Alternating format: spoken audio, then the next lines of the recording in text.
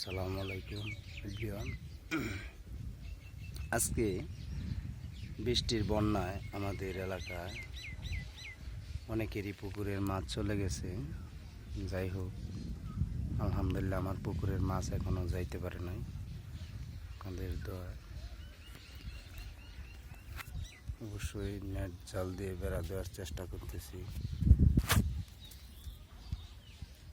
ওই সাইড দিয়ে বেড়া দিয়েছি। আসলে অনেক বড় পুকুরের কারণে বেড়া দেওয়া খুব কঠিন হয়ে যাচ্ছে। এই সাইডে বোঝাইতেই পারি নাই।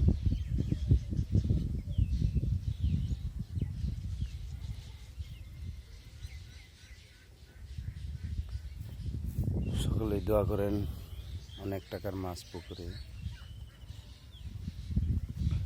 মাছটা বন্যার পানি থেকে রক্ষা করতে পারি।